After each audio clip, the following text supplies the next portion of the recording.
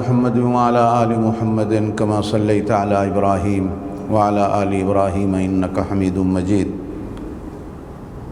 اللهم بارك على محمد وعلى آل محمد كما باركت على إبراهيم وعلى آل إبراهيم إنك حميد مجيد۔ تمام سامعین و ناظرین کو دل کی گہرائیوں سے السلام علیکم ورحمۃ اللہ وبرکاتہ۔ جس رب کریم کے نام سے ہم نے اس ماہ مبارک کی ابتدا کی تھی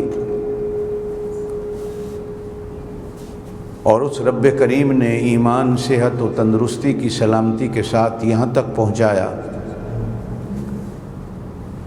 کہ آج رمضان المبارک کا 30واں روزہ اور 30واں دن ابھی ہمارے سروں پہ سایہ فگن ہے۔ اسی رب کریم سے دعا کرتے ہیں، درخواست کرتے ہیں کہ انتہا بھی ابتدا کی طرح خیر سے ہو، خیر پر ہو، ایمان پر ہو، سلامتی پر ہو، اور پھر اللہ پاک پوری دنیا کے ہر کونے میں بسنے والے مسلمان کو عید کی خوشیاں ہی خوشیاں نصیب کرے، اور پھر عید کے بعد بھی بے شک یہ انعامات کا مہینہ تھا، کچھ انعامات تو ان کا اسٹیشن آج آ جائے گا، اور کچھ انعامات ایسے ہیں جو ہماری زندگی تک چلتے ہیں۔ اس سے دعا ہے کہ جو انعامات آج ان کی انتہا ہو رہی ہے وہ انعامات دربار خداوندی میں قبول ہو جائیں، اور جو باقی ہیں رہتی زندگی تک اللہ پاک ہمیں ان سے محروم نہ کرے۔ وہ دینے والا تو دے رہا ہے، اللہ کرے کہ ہم لینے والے بنے رہیں اور ہماری جھولیاں ان انعامات سے بھری رہیں۔ آج رمضان المبارک کا آخری دن کیا بلکہ آخری ہمارے ہاں گھڑیاں اور لمحات ہیں۔ کہا جاتا ہے کہ آخر میں ہر شے بڑی قیمتی ہوتی ہے، اور دعا کیا کریں کہ ہماری زندگی کا آخر بھی اللہ پاک قیمتی بنا دے۔ یہ دو چیزیں ہوتی ہیں، ایک ابتدا ہوتی ہے، ایک انتہا ہوتی ہے۔ ابتدا اچھی ہو تو امید رکھنی چاہیے کہ انتہا بھی اچھی ہوگی، اور بزرگان دین تو کہتے ہیں کہ اللہ پاک سے ہمیشہ دعا مانگا کرو کہ اللہ ابتدا بھی اچھی کر دے، انتہا بھی اچھی کر دے۔ ابتدا اچھی ہو تو زندگی اچھی ہوتی ہے، انتہا اچھی ہو تو اگلا جہان اچھا ہو جاتا ہے۔ اور آپ صلی اللہ علیہ وسلم کا فرمان بھی ہے کہ مزدور کو مزدوری آخر میں ملتی ہے۔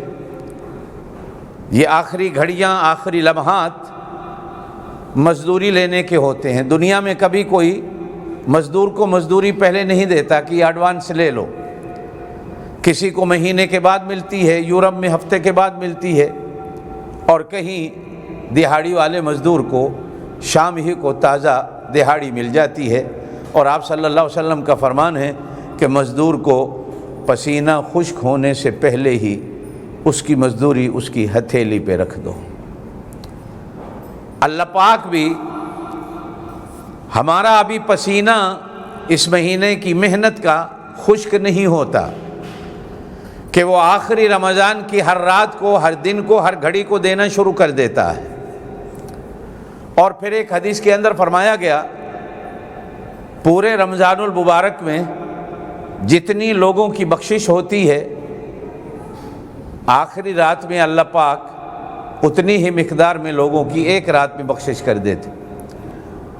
پوچھا گیا، عرض کیا گیا یا رسول اللہ صلی اللہ علیہ وسلم وہ رات لیلۃ القدر ہوتی ہے؟ ارشاد فرمایا نہیں، لیلۃ القدر کی اپنی شان ہے، اس کا اپنا مقام و مرتبہ ہے، وہ اپنی جگہ عزت اور قدر والی ہے، یہ رات رمضان المبارک کی آخری رات ہے۔ اب آپ اس رات کو عید کی رات کہہ لیں کہ جو آج رات آنے والی ہے، اللہ پاک کے خزانے سے مزدور کو مزدوریاں تقسیم ہوتی ہیں، جتنی کمائی کی ہے لے لو، اور دنیا میں دینے والا تو گن گن کے دیتا ہے، اللہ تو بغیر گنتی کے اور بغیر حساب کے دینے والا ہے۔ اس لیے ان لمحات کو، ان لحظوں کو، اس رات کو قیمتی بنانا ہے، بجائے اس کے کہ یہ رات عید کی خوشی میں سینما میں گزر جائے، یا جیسے آج کل ایک وتیرہ اور طریقہ بن گیا کہ عید کی رات شاپنگ کی ہے، ساری رات بازار کھلے رہیں گے، عورتیں بھی مرد بھی، ایک جمگھٹا ہے عید کی رات کا، ساری رات کسی کی شاپنگ میں گزرتی ہے اور کسی کی نظروں کے تیر چلانے میں گزرتی ہے، کسی کی گھومنے پھرنے میں گزرتی ہے، کسی کی گپ شپ میں گزر جاتی ہے، کوئی عید کی کل کی تیاریوں میں گزار دیتا ہے، کھانے پکانے ہیں رات ہی کو شروع کر دیں، صبح یہ کھانا ہے وہ کھانا ہے، یہ کرنا ہے وہ کرنا ہے، لینا رہ جاتا ہے۔ بھائی اس سے مانگنا بھی تو ہے نا کہ وہ قبول کر لے۔ ہاں بے شک حضرت شیخ الہند رحمۃ اللہ علیہ سے کسی نے پوچھا تھا، حضرت ہم نماز پڑھتے ہیں،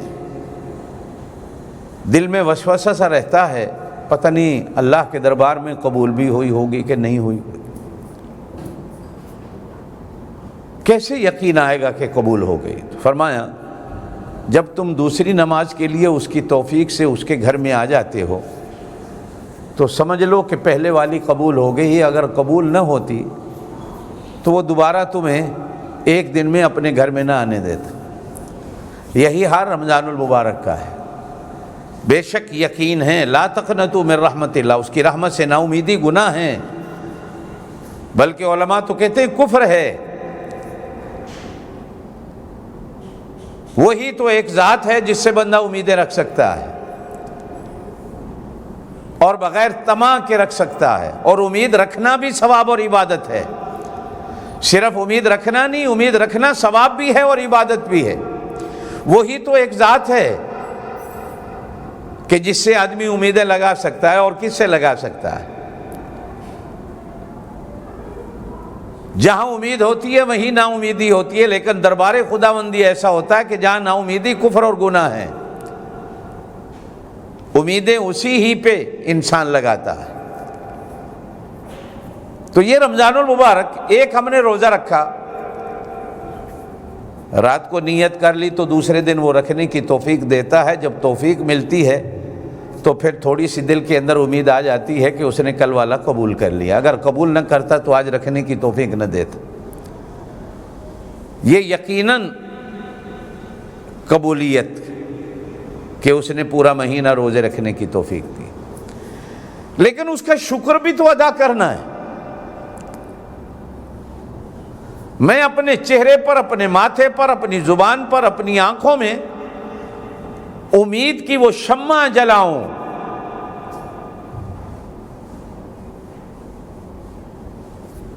جو اس سے امید رکھنے کا حق ہے، اور جو اس سے امیدیں رکھتا ہے وہ اس کی امیدوں کو پورا بھی کرتا ہے۔ لیکن کہیں کہیں ڈر تو یہی تو چیز ہے کہ امید بھی ہو اور خوف بھی ہو، امید بھی ہو اور خوف بھی ہو، پھر جا کر بیڑا پار ہوتا ہے۔ صرف امید ہو خوف نہ ہو، صرف خوف ہو اور امید نہ ہو۔ بے شک بعض علماء تقوی کا معنی خوف کرتے ہیں، لیکن تقوی خوف نہیں، یہ دونوں چیزیں برابر رکھنی، امید بھی رکھنی ہے، ڈر بھی رکھنا ہے۔ سیدنا فاروق اعظم رضی اللہ تعالیٰ عنہ کا قول ملتا ہے کہ مجھے امید اتنی ہے اس کی ذات سے اور یہ امید رکھتا ہوں کہ اگر قیامت والے دن اعلان ہو گیا کہ ایک آدمی جنت میں جانے والا ہے اور وہ امیدوار میں ہوں، مجھے یقین ہے کہ وہ میں ہوں گا۔ اور خوف کی حالت یہ ہے کہ اگر اعلان ہو جائے قیامت والے دن کہ سارے جہنم میں جائیں گے، سارے جنت میں جائیں گے، ایک جہنم میں جائے گا، تو مجھے خوف ایسا ہوگا کہ وہ تنہا اکیلا میں ہی ہوں گا جو جہنم میں جانے والا ہوں۔ یہ دونوں چیزیں اللہ کے دربار میں ساتھ ساتھ چلتی ہیں۔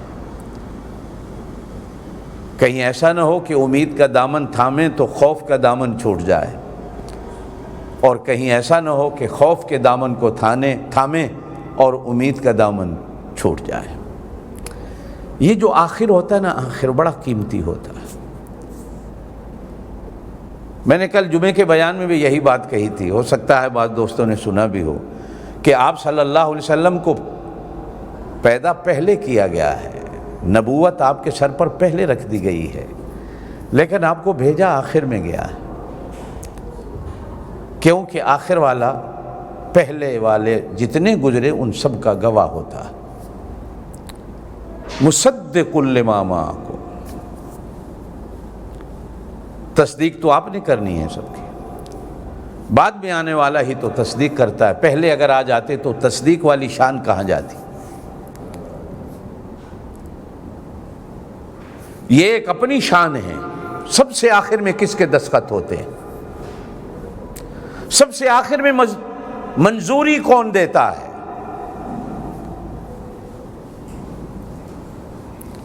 آپ صلی اللہ علیہ وسلم کے درجات میں، شان اجتماعیت میں یہ بھی ایک شان ہے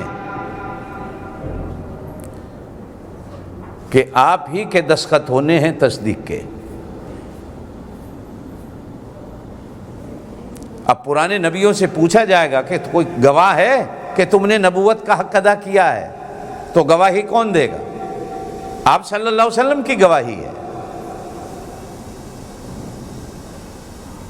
اس امت کو جو آپ صلی اللہ علیہ وسلم کی امت ہے، بے شک یہ بھی شان اور مرتبے کے لحاظ سے پہلی ہے، لیکن بھیجی آخر میں گئی ہے، اس لیے کہ یہ امت امتوں کی گواہ ہے۔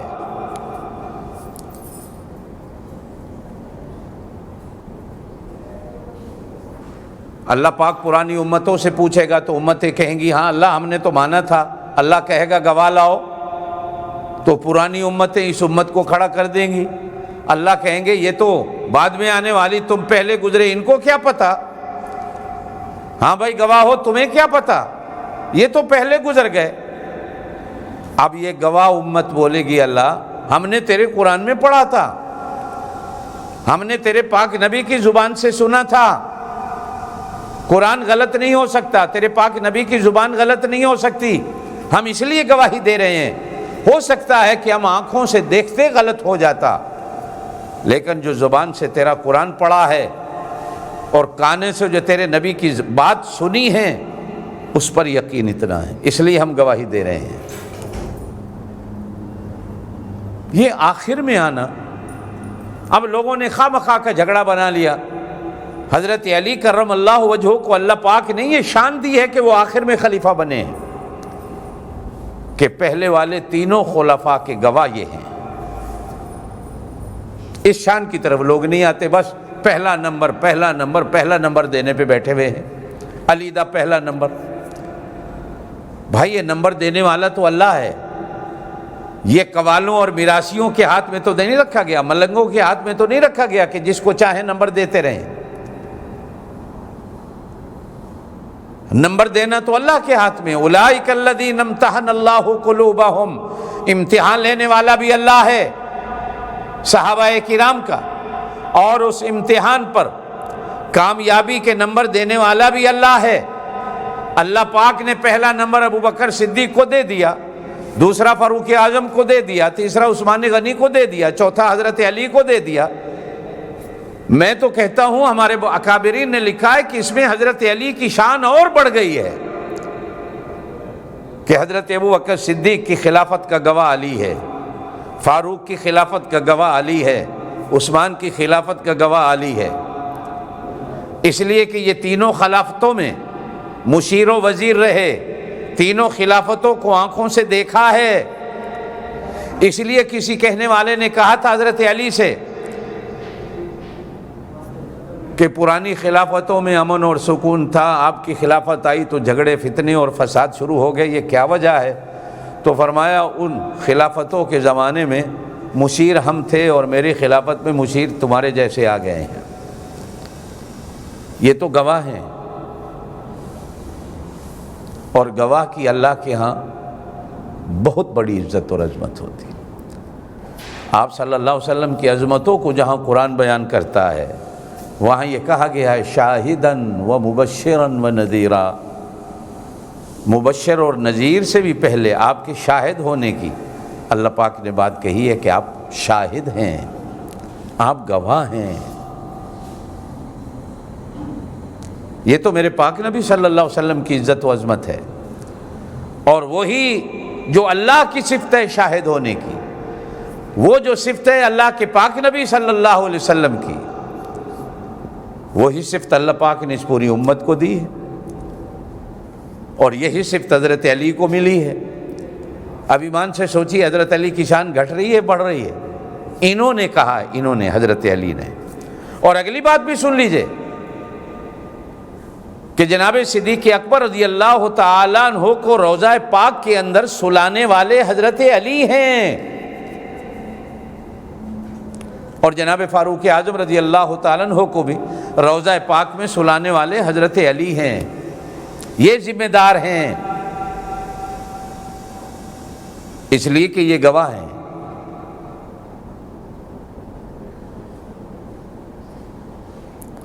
آخر میں آنا بڑی قیمتی بات ہے، یہ آخر کی۔ میرے اللہ نے بھی اپنے ناموں میں اول بھی رکھا ہے، آخر بھی رکھا ہے، وہی پہلا ہے وہی آخری ہے۔ آخر کے اندر بھی شان ہوتی ہے۔ آپ دنیا میں دیکھیں، یہ سورج کے نکلنے کے دو وقت ہیں، پہلا وقت والفجر، دوسرا وقت والعصر۔ اللہ پاک پہلے وقت کی بھی قسم کھاتا ہے، دوسرے وقت کی بھی قسم کھاتا ہے، آخری وقت کی۔ اور قرآن میں ایک جگہ ارشاد فرمایا گیا حافظوا علی الصلوات والصلاۃ الوسطیٰ، نمازوں کا خیال رکھا کرو، خاص طور پر یہ درمیانی نماز جو آخری وقت میں ہوتی ہے، اس کا بھی خیال رکھنا ہے، اس کا بھی خیال رکھنا ہے۔ اور پھر رات کی ایک آخری نماز رکھی گئی جس کو وتر کہا گیا، اللہ وتر و یحب الوتر، اللہ اس کو پسند کرتا ہے۔ یہ آخری گھڑیاں، آخری لمحات اس ماہ مبارک کے، دیکھیں مذاق کی بھی بات ہے اور یہ حقیقت بھی ہے کہ گھر میں یا پہلا بیٹا ماں کا لاڈلا ہوتا ہے یا آخری بیٹا ماں کا لاڈلا ہوتا ہے۔ یہ درمیان والے ہم جو ہوتے ہیں نا، یہ بس لڑکتے رہتے ہیں، بڑوں سے بھی جلتے ہیں، چھوٹے سے بھی جلتے رہتے ہیں۔ ماں باپ بڑے کو پیار دیتا ہے یا چھوٹے کو پیار دیتا ہے؟ دیگیں پکتی ہیں نا، تو سمجھدار لوگ کہتے ہیں کہ دیگ کا جو آخر کا چاول ہوتا ہے اصل تو اسی کے اندر ہوتا ہے۔ اور میرے ابا جی مرحوم ایک بات فرمایا کرتے تھے، اب سمجھ آتی ہے کہ کسائی سے جب گوشت لینے جانا، آخر میں جانا، تو وہ سب سے اچھا گوشت وہ بچا کے رکھتا ہے، یا تو اپنے گھر کے لیے یا کسی خاص دوست کے لیے، لیکن جب آخری وقت میں وہ خاص دوست بھی لینے نہیں آتا تو پھر جو گاہک آ جاتا ہے پھر وہی لے کے چلا جاتا۔ اور کہا کرتے تھے سبزی لینی ہو تو دکان والے کے پاس صبح کے ٹائم جاؤ، تازہ سبزی لے لو، اور گوشت لینے کے لیے کسائی کی دکان پہ جانا ہے تو شام کو آخر میں جاؤ، اس لیے کہ آخر میں اس کے پاس گوشت جو ہوتا ہے وہ پورے دن کے گوشت میں سے سب سے اچھا گوشت ہوتا ہے۔ دل دکھ بھی رہا ہے، لیکن اب یہ عید کی خوشی، حضرت علامہ صاحب مرحوم اللہ ان کی قبر پر کروڑوں رحمتیں کرے، آج بھی نماز عصر سے پہلے اپنے محترم دوست مولانا سید عنایت اللہ صاحب مکہ میں ہوتے ہیں، ان سے بات ہو رہی تھی، وہ بھی رو رہے تھے، علامہ صاحب کا ذکر خیر کر کے، اور میرے بھی آنسو نکل رہے تھے علامہ صاحب کا ذکر خیر کر کے۔ ختم نبوت والوں کے پاس وہ بڑا ایک قیمتی ہیرا تھا، ان کا نعم البدل ملنا بڑا مشکل ہے۔ جگہ پر تو ہو جاتی ہے، یہ نظام قدرت ہے، لیکن ویسا نعم البدل ملنا۔ حضرت مولانا چنیوٹی مرحوم کے جانے کے بعد تسلی دل کو تھی، حضرت علامہ صاحب موجود ہیں۔ اب حضرت علامہ صاحب مرحوم کے جانے کے بعد دل نگاہیں ڈھونڈتی پھر رہی ہیں کہ اللہ پاک کو نعم البدل دے دے۔ ان کا ایک بیان تھا کہ یہ جو ہم عید مناتے ہیں، کیا ہم روزوں کے ختم ہونے پر عید مناتے ہیں؟ یار کیسے مسلمان ہو؟ اللہ پاک نے اتنا بڑا انعام دے رکھا تھا، انعامات اور قیمتی چیز کے چلے جانے پر تو آدمی روتا ہے، تم لوگ خوشی مناتے ہو۔ تو حضرت علامہ صاحب مرحوم نے اس بیان کے اندر پڑھا بھی اور سنا بھی، کہا کہ بھائی دیکھو، ہم جو خوشی مناتے ہیں یہ رمضان المبارک کے جانے پر نہیں مناتے، اس لیے کہ پیاری چیز کے جانے پر خوشی کون مناتا ہے؟ ہم تو اس کو پا لینے کی خوشی مناتے ہیں کہ ہم نے اسے پا لیا ہے۔ اب پانے کی تو خوشی ہوتی ہے نا، کہ میں نے اس کو مکمل حاصل کر لیا ہے، مکمل پا لیا ہے۔ یہ خوشی ہم پانے میں مناتے ہیں، اس کے جانے پر نہیں مناتے، بلکہ اس کے جانے پر تو آنسو نکلتے ہیں۔ اور جو جاننے والے لوگ ہوتے ہیں وہ تو آج کی رات سوئیں گے نہیں، ساری رات سجدے میں رکھ کے آنسو بہائیں گے کہ انعامات کی جو بارش ہو رہی تھی، جو چھم چھم برکھا برس رہی تھی، اس برکھا کے کچھ قطروں کا اسٹاپ آ گیا اور کچھ آگے چلتے رہیں گے، لیکن ہم سست ہو جائیں گے کہ ان باقی والوں کو ہم نے کیسے پانا ہے۔ عید جو ہے یہ ہم اس کو مکمل پانے پر مناتے ہیں کہ ہم نے اسے پایا ہے، اور یہ خوشی کو ہی کہتے ہیں۔ اور عید الفطر، رمضان المبارک کا پانا بھی اور فطرہ بھی ادا کرنا، یہ دونوں چیزیں مل جاتی ہیں، اس کی خوشی ہے۔ عید عود سے ہوتی ہے، لوٹنا، لوٹ کے آنا، یہ بار بار زندگی میں آتی ہے۔ اللہ پاک آپ کو ہزاروں عیدوں کی خوشیاں نصیب کرے، اور یہ شاید امکان ایسا بن رہا ہے، اللہ کرے کہ اتوار کی عید شاید پوری امت اس بار ایک دن عید منائے گی۔ یہ اتفاق پوری دنیا میں، امید یہی ہے کہ عید ایک دن ہوگی، اور یہ اس امت کے لیے بہت اچھی بات ہے۔ دنیا کے کتنے ملک ایسے ہیں کہ ایک گھر میں ماں باپ عید آج منا رہا ہے، بچے کل منائیں گے۔ ایک گلی میں 6 گھر ہیں، 3 گھر آج عید منا رہے ہیں، 3 کل منائیں گے۔ اور ایک بزرگ، اللہ ان کی خطاؤں کو معاف کرے، مدینے میں اعتکاف بیٹھے ہوئے تھے، تو ان کے ملک سے فون گیا، حضرت عید کدو کرنی ہے؟ تو وہاں بیٹھے پوچھتے ہیں وابیاں دی کدوں ہیں؟ انہوں نے کہا جی وابیاں دی بہت ڈالے دینا کہ تسی جمعرات دا اعلان کر دیو۔ بیٹھے مدینے میں اعتکاف میں ہیں، اور بیٹھے بھی وہاں ہیں جہاں وہابی ہیں، انہی وہابیوں کے پیچھے نمازیں بھی پڑھ رہے ہیں۔ عید نہیں کرنی ان کے ساتھ، تسی اعلان کر دیو اگلے دن دا سی وہابیاں نال عید نہیں کرنی۔ یہ بھی ہوتا تھا اور ہوتا ہے اور آگے بھی ہوتا رہے گا۔ ایک ذاتی اناد بن جاتا ہے۔ شکر ہے اللہ کا کہ اللہ پاک نے چاند نہ کسی مولوی کا رکھا ہے اور نہ کسی وزیر کا رکھا ہے، چاند کو اللہ نے اپنے ہاتھ میں رکھا ہے،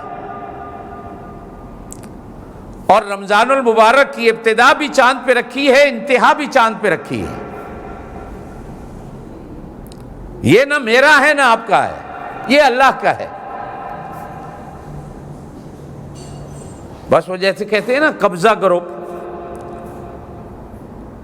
کہیں مولوی قبضہ گروپ ہو گئے، کہیں وزیر قبضہ گروپ ہو گئے۔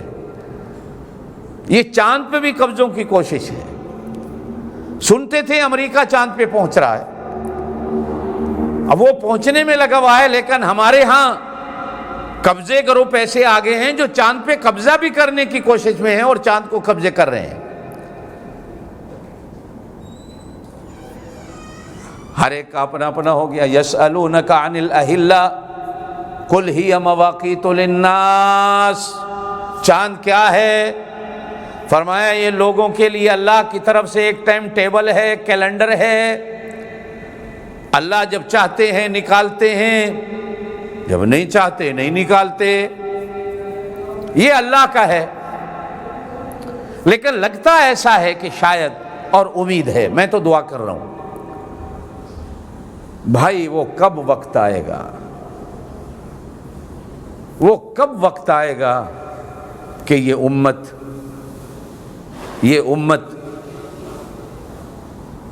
ایک ہو جائے گی، ایک ہو جائے گی، ایک ہو جائے گی۔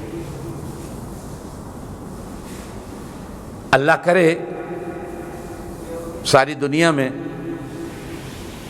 عید کل اتوار کی ہو جائے، آمین کہہ۔ اللہ آپ کو عید کی خوشیاں دے۔ اب اسلام میں خوشی منانے کا طریقہ کیا ہے؟ ناچنا، ڈانس کرنا، بھنگڑے ڈالنا، فلمیں دیکھنا، گانے سننا، تاش کھیلنا، جوا کھیلنا۔ اسلام نے خوشی کا بھی طریقہ دیا ہے اور اسلام نے غم کا بھی طریقہ دیا۔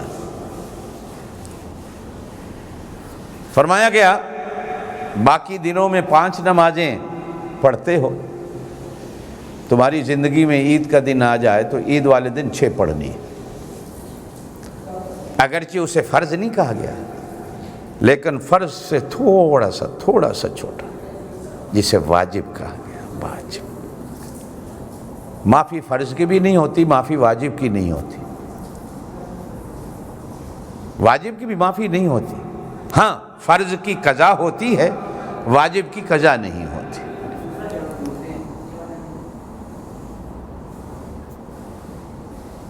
ایک وطر ایسا واجب ہے کہ جس کی قضا ضروری رکھی گئی ہے۔ عید ایک ایسی واجب ہے کہ رہ گئی ہے تو رہ گئی ہے، اس کی قضا نہیں ہوتی۔ عید والے دن 6 نمازیں ہیں، اور یہ عید کی نماز بھی اللہ کی بڑھائی بار بار عید کی نماز میں، خطبے میں اور نماز کے علاوہ بھی اللہ کی بڑھائی کا اعلان کرنا ہے۔ ایک تو اس وجہ سے کہ اس بڑے مہربان نے، شکر ہے ہمیں رمضان کو پانے کی توفیق دے دی اور خالصتاً ہم نے اسی کے فضل و کرم سے پایا۔ اگر کوئی بندہ کہتا ہے نا میں نے پایا ہے، تو اللہ پاک کی طرف سے آواز آتی ہے جھوٹے کیوں جھوٹ بولتا ہے، میں نے توفیق دی تھی، میری توفیق نہ ہوتی تو صبح تو اٹھتا 3 بجے، کیوں جھوٹ بولتا ہے؟ اور اگر بندہ سر جھکا کر عاجزی سے کہتا ہے کہ اللہ تو نے توفیق دی، تو ادھر سے جواب ملتا ہے میرا بندہ الارم تو نے لگایا تھا، الارم تو نے لگایا تھا، بس میری یاد میں، میری فکر میں، میرے نام کی برکتوں سے تو اٹھ کھڑا ہوا، ورنہ اٹھا تو خود تھا۔ دیکھیے اللہ کی رحمت کیسے سودے کرتی ہے بندے کے ساتھ۔ چونکہ ہم نے اس کی توفیق سے پایا ہے، اس نے توفیق دی، تو جو توفیق دیتا ہے وہ بڑا ہوتا ہے۔ یہ جو دنیا کے بادشاہ ہیں نا، یہ تو ڈنڈے سے کرتے ہیں، وہ توفیق سے کرتا ہے۔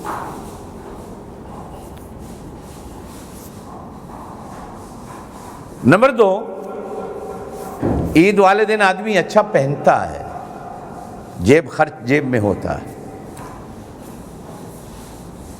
بچے ماں باپ سے لیتے ہیں. اب تو وہ وقت چلے گئے. مجھے آج بھی یاد ہے جب بچپن ہوتا تھا تو عید والے دن نانی سے بھی ایک آنا مل جاتا تھا, پھپھو خالہ سے بھی ایک ایک آنا مل جاتا تھا, ماں باپ سے بھی ایک ایک آنا مل جاتا تھا, ماموں چاچو سے بھی ایک ایک آنا مل جاتا تھا. وہ توڑوا کے ایک ایک آنا رکھا کرتے تھے کہ آج عیدی کا دن ہے, بچوں نے آنا ہے. اور وہ آنا جمع کر کے 1 روپیہ بنتا تھا تو شام تک وہ 1 روپیہ بھی خرچ نہیں ہوتا تھا.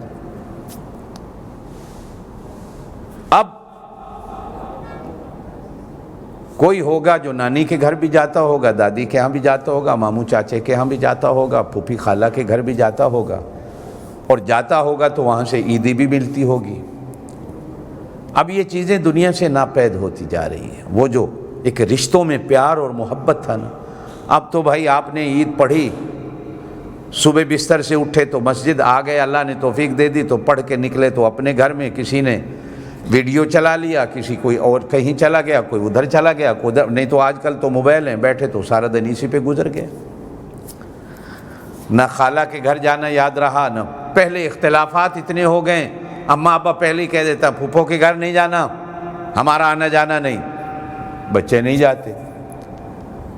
پہلے ایک دوسرے کے گھروں سے عید آتی تھی, اب وہ بھی, اس کا بھی فقدان ہو گیا ہے دنیا میں.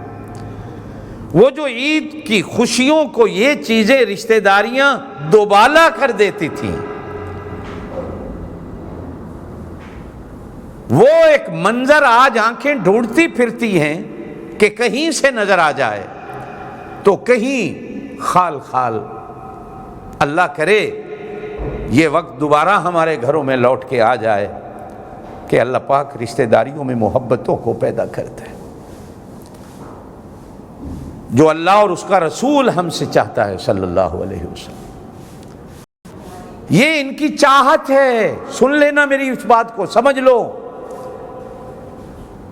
اس لیے کہ ان دونوں نے, نہ اللہ نے نہ اللہ کے رسول, دونوں صلی اللہ علیہ وسلم نے اور میرے اللہ نے, دونوں نے ان کو بحال رکھنے کا اور ان کو جوڑنے کا حکم دیا ہے اور توڑنے سے روکا.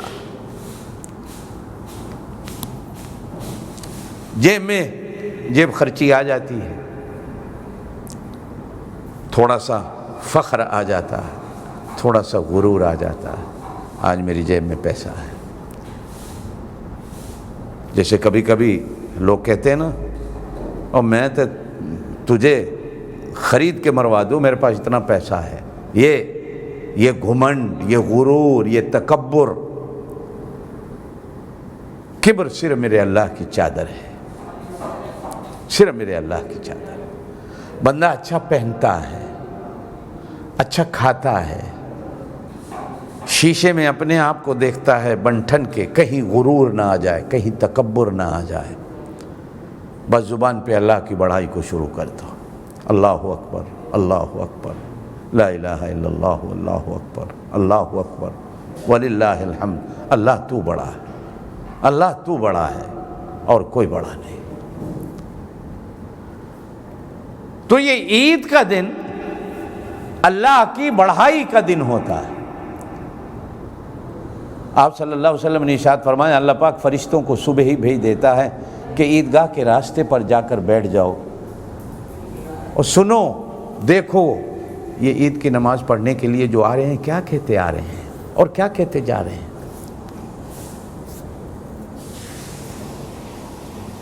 بس آپ نے کل یہ بھی کرنا ہے, آتے وقت گپیں لگا کے نہیں آنا, اس لیے کہ گواہ سڑکوں پہ بیٹھے ہوئے ہیں. جاتے وقت بھی کیا کرنا ہے, گواہ سڑکوں پہ بیٹھے ہوئے ہیں. جب آپ تکبیر پڑھتے آئیں گے, تکبیر پڑھتے جائیں گے تو فرشتے اللہ پوچھتا ہے اپنے فرشتوں سے, میرا بندہ کیا کہہ رہا ہے؟ یا اللہ یہ تیری بڑائی کو بیان کر رہا ہے. گواہ ہو نا, اللہ جی ہم گواہ ہیں. فرمایا پھر اس پر بھی گواہ ہو جاؤ کہ میں نے اس کے آج سارے گناہوں کو معاف کر دیا, سارے گناہوں کو معاف کر دیا. اس دفعہ یہ زندگی میں پہلی دفعہ شاید عید کی خوشیاں وہ نہ ہوں جو اللہ پہلے نصیب کرتا تھا. کرونا کی وجہ سے کافی خوشیاں ماند پڑ گئی ہیں۔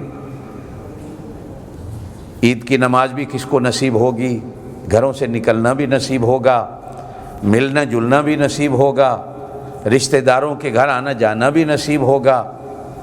ابھی سے ہی کتنے ملکوں نے اعلان کر دیا عید کی نماز کی اجازت نہیں، گھروں میں پڑھو۔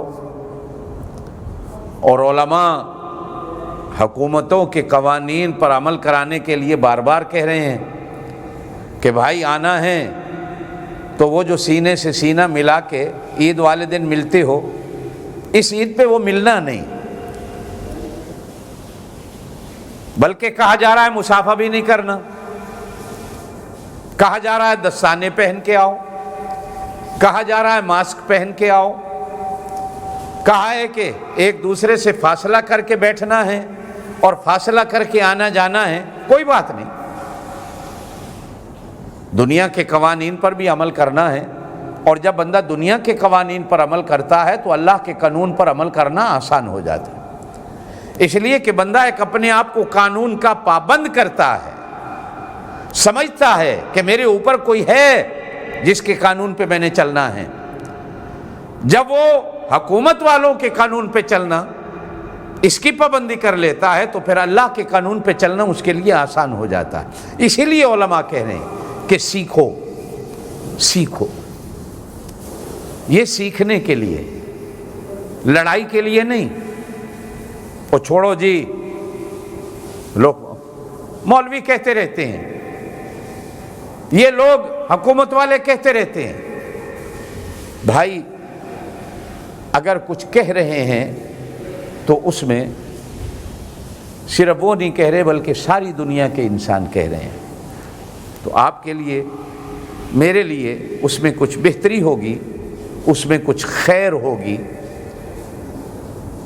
اور ہر جگہ عیدگاہوں میں، مسجدوں میں یہ جو چغل خور دنیا ہے جسے میڈیا کہا جاتا ہے، جو اپنی ریٹنگ کی دوڑ میں اتنے آگے نکل جاتے ہیں کہ وہ ہر ایک کا کھوج لگانے میں لگ جاتے ہیں، یہ آپ کو نہیں چھوڑیں گے۔ کل مسجدوں میں، عیدگاہوں میں کیمرے ہر طرف لگ جائیں گے، اور مسجدوں کے باہر تو دروازوں میں سوراخ کر کے بھی اگلے کیمرے فٹ کر لیتے ہیں۔ یہ روڈوں پہ چلنے والے بڑے بڑے جلوس انہیں نظر نہیں آتے، تراویح میں 4 بندے کھڑے مسجد کے دروازے میں سوراخ کر کے کیمروں سے فوٹو بنا لیتے ہیں کہ مسجد میں تراویح ہو رہی ہے۔ وہ ذرا تراویح کو چیک کرنے تو مسجدوں میں جا سکتے ہیں، ملکوں کے صدور بھی جا سکتے ہیں کہ ہم چیک کریں، لیکن سڑکوں پہ نکلنے والے جلوسوں کو کوئی نہیں چیک کر سکتا۔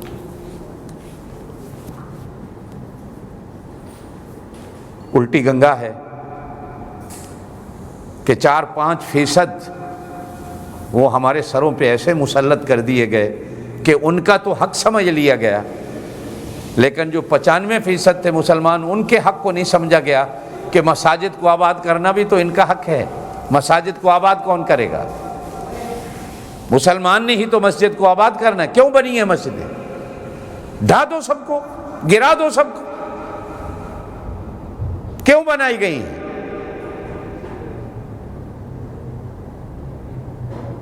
میری بہنوں، میرے بھائیوں، اللہ آپ کو عید کی خوشیاں نصیب کرے، اور آپ کو اللہ پاک زندگی میں ہزاروں عیدیں نصیب کرے۔ عید اسی کی ہے جس نے رمضان المبارک کو پایا ہے، اور عید اسی کی ہے جس نے فطر کو ادا کیا، یعنی فطرے کو ادا کیا، کہ اپنی خوشی کے ساتھ ساتھ اس نے اپنے غریب بھائیوں کی خوشی کو بھی سامنے رکھا ہے۔ اور سب سے قیمتی اور آخری چیز، تھوڑا سا آپ سوچیں کہ کیا نماز صرف رمضان المبارک میں فرض تھی؟ جمعے کی نماز کیا صرف رمضان المبارک میں فرض تھی؟ یا جمعہ جو آخری رمضان المبارک کا گزرا وہی آپ پر فرض تھا؟ ایک رمضان سے دوسرا رمضان تک یہ گناہوں کا کفارہ بنتا ہے، ایک جمعہ دوسرے جمعے تک گناہوں کا کفارہ بنتا ہے۔ ایک نماز دوسری نماز کے وقت تک گناہوں کا کفارہ بنتی ہے، اللہ پاک گناہوں کو معاف کرتا ہے۔ نمازیں جمعہ یہ نیکیاں رمضان المبارک کے بعد بھی اسی طرح فرض ہیں جس طرح رمضان المبارک میں فرض تھی۔ دیکھا کیا جاتا ہے کہ رمضان المبارک میں تو مسجدیں بھر گئیں، جیسے ہی رمضان گزرا ہاں آج شام کو شیطان بھی چھوٹ جائے گا، وہ جو جیل میں بند ہے ہمارا ازلی دشمن، جس کو اللہ نے قرآن میں ہمارا دشمن کہا ہے کئی جگہ پہ، وہ چھوٹ جائے گا اور وہ اپنا کام بھی شروع کر دے گا یقیناً۔ لیکن اللہ کے بندے الا عبادک منہم المخلصین، جو خالص اللہ کے بندے ہیں، وہ اس کے دام تزویر میں نہیں آئیں گے، اس کے چکر میں نہیں آئیں گے۔ اللہ آپ کو اپنا خالص بندہ بنا لے کہ رمضان المبارک کے بعد بھی اللہ پاک کی انعامات وہ جن کے ابھی اسٹاپ نہیں آئے، وہ ہماری موت تک چلنے ہیں، اللہ پاک انہیں سمیٹنے کی لینے کی ہمیں توفیق دے۔ میری بہنوں میرے بھائیوں، یہ آخری وقت ہیں، گھنٹہ دو گھنٹے، کہیں ابھی صبح ہوگی، کہیں دوپہر ہو گئی، ہمارے یہاں ابھی افطار کا وقت ہونے والا ہے۔ یہ آخری لمحات دعا میں بیٹھ جائیے، ضائع نہیں کرنے۔ اللہ اس وقت کو قیمتی بنا دے۔ وہ دعائیں جو رہ گئی ہیں، جو بھول گئے ہیں، یاد نہیں رہی، توبہ طیب ہو جائیے۔ ابھی بھی دروازہ بند نہیں ہوا، ابھی کھلا ہے، اور ایمان تو بند دروازوں کو کھولنے والی چابی ہے۔ جیسے یہ رمضان المبارک بند دروازوں کو کھولنے کی چابی تھی، ایمان بھی اسی طرح ہے، اور توبہ اس سے بھی بڑی ہے۔ توبہ ہر بند دروازے کو کھولنے والی چابی ہے۔ مشکلات، مصیبتیں، بیماریاں، پریشانیاں، وہ گھر کی، باہر کی، بازار کی، اولاد کی، صحت و تندرستی کی، ان ساری مشکلات کی چابی وہ توبہ۔ اس چابی کو استعمال کریے۔ اللہ پاک کے حضور آخری لمحات توبہ میں گزاریے، اور تھوڑا رو کر اس مہینے کو الوداع کہیے۔ الوداع ایسا نہیں ہوتا کہ دوبارہ اس نے نہیں آنا۔ جیسے بیٹی کو الوداع کیا جاتا ہے نا، امید ہوتی ہے اس نے پھر بھی آنا ہے۔ کسی برادری میں رواج ہے وہ دوسرے دن ماں باپ کے گھر آ جاتی ہے، کسی برادری میں ایک ہفتے کے بعد لایا جاتا ہے، کسی قوم، اور یہ رواج ہیں۔ لفظ ہم وہاں بھی الوداع کا استعمال کرتے ہیں، کارڈوں پہ یہی لکھا ہوا ہوتا ہے۔ رخصتی، الوداعی، یہ جملے ہم وہاں استعمال کرتے ہیں کہ دوبارہ اس نے گھر آنا ہے۔ یہ نہیں ہوتا کہ رخصتی ہو گئی تو اس نے ماں باپ کا گھر چھوڑ دیا۔ کیا یہ مہینہ ہم سے آج اگر رخصت ہو رہا ہے تو دعا کریں کہ دوبارہ آپ کے گھر میں آ جائے، اور دوبارہ آنے کا بھی جیسے برادریوں میں رواج ہے، یہ بھی ایک رواج ہے جو آپ صلی اللہ علیہ وسلم نے حدیث میں فرما دیا، سنت بنا دیا کہ بھائی عید کے بعد بھی 6 روزے رکھ لو، 6 روزے رکھ لو، 30 وہ اور 36، 6 یہ 36 ہو جائیں گے۔ معمولی سے معمولی بھی 10 سے ضرب دے دو تو یہ 360 بن جائیں گے، اور سال میں دن بھی اتنے ہوتے ہیں۔ گویا کہ آپ نے پورا سال روزہ رکھ لیا، گویا کہ آپ نے پورے سال کا روزہ رکھ لیا۔ فرض نہیں، واجب نہیں، کوئی رکھ سکتا ہے تو رکھ لے، لیکن پھر اللہ پاک آپ کی زندگی میں رمضان المبارک لائے، بار بار آپ کی زندگی میں آئے، اور یہ آتا رہنا ہے، اس لیے کہ جب تک قیامت ہے اس مہینے نے آنا ہے، اس مہینے نے رکنا نہیں ہے۔ ہمیں آج بھی بچپن کا رمضان المبارک یاد ہے، سردیوں کے بھی یاد ہیں، گرمیوں کے بھی یاد ہیں۔ یہ نظام قدرت ہے، یہ چل رہا ہے۔ والشمس تجری لمستقر لها ذالک تقدیر العزیز العلیم، اللہ پاک چلا رہا ہے، یہ چل رہا ہے۔ یہی اس کی شان ہے کہ اللہ پاک اگر صرف سردیوں میں رکھتا تو گرمی والے کیا کرتے، اگر صرف گرمیوں میں رکھتا تو سردی والے کیا کرتے۔ سردیوں میں ہوتا تو ان کو گرمی کے روزے کا پتہ نہ چلتا، گرمی میں ہوتا تو بیچارے اتنا لمبے روزے کون رکھتا۔ اور حضرت علی کرم اللہ وجہہ کا قول ملتا ہے، مجھے تو گرمیوں کے روزے زیادہ پسند ہیں، لیکن اللہ نے نظام ایسا بنایا ہے یہ چلتا رہتا ہے، کبھی سردیوں میں آ جاتا ہے، کبھی گرمیوں میں آ جاتا ہے، تاکہ دونوں طبقات کو اس مہینے کی رحمتوں سے فائدہ ملتا رہے۔ تو یہ چلا ہے، چلتا رہے گا، آتا رہے گا۔ اللہ پاک آپ کو نصیب کرتا رہے گا اور انشاءاللہ نصیب ہوتا رہے گا۔ بس آپ کی نیت دار و مدار چونکہ نیتوں پہ ہوتا ہے۔ عید کی نماز 2 رکعت واجب ہوتی ہے، سنت ہے عید والے دن، اس عید والے دن جو رمضان کے بعد آتی ہے، فجر کی نماز کے بعد عید سے پہلے کچھ کھا لینا میٹھا سنت ہے۔ نہانا، مسواک استعمال کرنا، خوشبو استعمال کرنا، اچھے کپڑے پہننا، سرما لگانا، خوشبو لگانا، یہ سنتیں ہیں۔ عیدگاہ کی طرف جانا ہے تو تکبیر پڑھتے جانا، آہستہ آہستہ، اس لیے کہ آپ کی طاقت ساری روزوں پہ لگ چکی ہے، آہستہ۔ قربانی والی عید آتی ہے تو کہا جاتا ہے گوشت کھانا ہے، زور لگاؤ، یہاں تم تھک چکے ہو، اللہ کو ہماری تھکاوٹ کا بھی احساس ہوتا ہے، کہا آہستہ۔ عیدگاہ میں آنا ہے۔ اب چونکہ اس ملک میں عیدگاہیں، کھلے گراؤنڈ نہیں ملتے، مجبوریاں ہیں، ہر کوئی مسجدوں میں، مدرسوں میں عید کی نماز ادا کرتا ہے۔ عید کی نماز ادا کرنا واجب ہے، اور اس میں 6 تکبیریں ہمارے ہاں ہوتی ہیں۔ 3 تکبیریں فالتو پہلی رکعت میں ہوتی ہیں اور 3 تکبیریں فالتو دوسری رکعت میں ہوتی ہیں۔ پہلی رکعت کی ثنا کے بعد ہوتی ہیں اور دوسری رکعت کی تلاوت کے بعد ہوتی ہیں، رکوع سے پہلے، اور عید کی نماز کے بعد خطبہ ہوتا ہے۔ شمسی پو مدرسے ختم نبوت کے ہانگ کانگ میں انشاءاللہ کل 2 عید کی نمازیں ہوں گی، ایک 7 بجے اور ایک 8 بجے۔ مختصر خطبہ ہوگا، چھوٹی نماز ہوگی۔ عید کی نماز کے بعد میں بھی یہی درخواست کروں گا کہ گلے ملنے نہ کھڑے ہو جائیں، قانون پہ عمل کریں۔ کسی نے ملنا جلنا ہے تو سڑکوں پہ جا کر، گھروں میں جا کر، اس لیے کہ میڈیا کے سامنے یہ چیزیں نہ آئیں کہ مسلمان قانون پہ عمل نہیں کرتا۔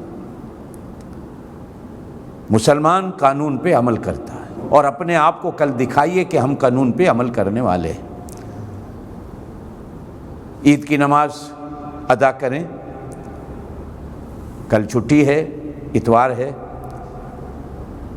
اپنے پیاروں کی قبروں پہ جائیں، ان کو بھی دعا دیں۔ رشتہ دار اگر آپ کے ہانگ کانگ میں ہیں ان کے گھروں میں جائیں، ملنا جلنا ہو جائے، عید کی خوشیاں ہیں، ایک دوسرے سے معافی بھی مانگیں اور رشتہ داری کو دوبارہ استوار کر لیں۔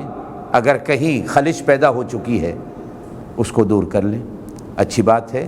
اللہ پاک آپ کو عید کی خوشیاں دے، اور عید کے بعد آج بیٹھ کر سارے وعدہ کریں کہ ہم نے 5 وقت کی نماز کو اسی طرح ادا کرنا ہے، قرآن کی تلاوت بھی اسی طرح کرنی ہے، مسجدوں میں بھی اسی طرح آنا جانا ہے، اس کی فکر کرنی ہے، اور جمعے کی نماز بھی ہم نے اسی طرح ادا کرنی ہے، اور دوسرے اپنے بھائیوں کا خیال بھی ہم نے اسی طرح رکھنا ہے جس طرح ہم نے رمضان میں رکھا ہے۔ یہ نیت لے کے اٹھیں، انشاءاللہ اللہ پاک آپ کے رمضان المبارک کو قبول فرمائیں۔ اللہم صلی وسلم وبارک علی سیدنا و مولانا محمد وعلی آلہ و اصحابہ۔ یا اللہ ہم جو کچھ مانگ سکے وہ بھی عطا فرما، جو نہیں مانگ سکے وہ بھی عطا فرما۔ یا اللہ یہ آخری لمحات، آخری گھڑیاں ہیں، اس ماہ مبارک کی، اور آخر میں ہر چیز کا نچوڑ نکلتا ہے، آخر میں ہر چیز کا نچوڑ آتا ہے۔ اللہ ہمیں بھی اس مہینے کی رحمتوں کا یہ آخری نچوڑ کے جو حصے ہیں برکتوں کے، ہم سب کو نصیب فرما، اور پوری دنیا کے مسلمانوں کو کل مل جل کر عید منانے کی اور پھر عید کی خوشیاں نصیب فرما۔ اور کل شام کو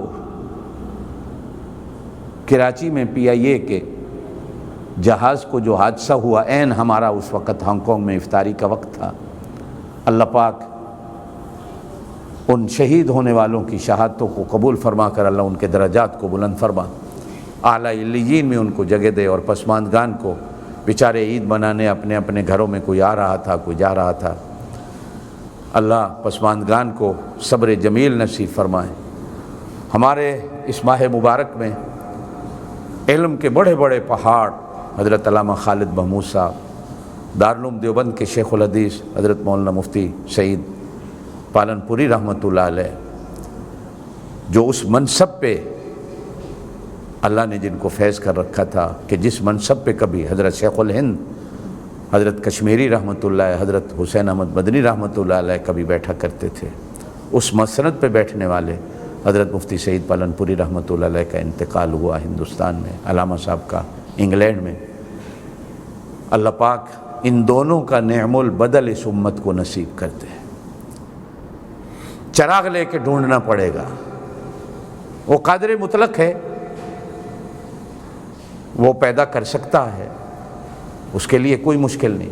اللہ دارالعلوم دیوبند والوں کو بھی، ختم نبوت والوں کو بھی اللہ پاک نعم البدل نصیب فرمائے، اور ہم جیسے چھوٹوں کو اللہ پاک ان بڑوں کے نقش قدم پہ چلنے کی توفیق دے، اور اللہ ہم سے بھی وہ کام اور وہ خدمات لے لے جو اللہ پاک نے ان بڑوں سے لی، اور ان بڑوں سے ان خدمات کے صدقے میں اللہ نے ان کو بڑا بنایا، جن کے لیے آج دعائیں رقت قلب کے ساتھ دل سے نکلتی ہیں کہ اللہ ان کی مغفرت فرما، اللہ ان کے درجات کو بلند فرما۔ یقیناً رمضان المبارک میں جانے والے مسلمان جنتی ہوتے ہیں، سیدھے جنت میں جاتے ہیں، اور پھر یہ علماء الہ العالمین ان کی مغفرت فرما، ان کے پسماندگان کو صبر جمیل نصیب فرما، پوری امت کو ان لوگوں کے چلے جانے پر الہ العالمین حوصلہ اور صبر نصیب فرما۔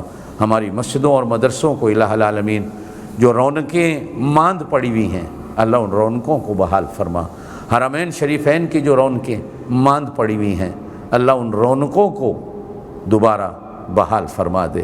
مسلمانوں کو ایک دوسرے کا خیال کرنے کی جس طرح رمضان میں کرتے رہے، اللہ اس رمضان المبارک کے بعد بھی توفیق نصیب فرما۔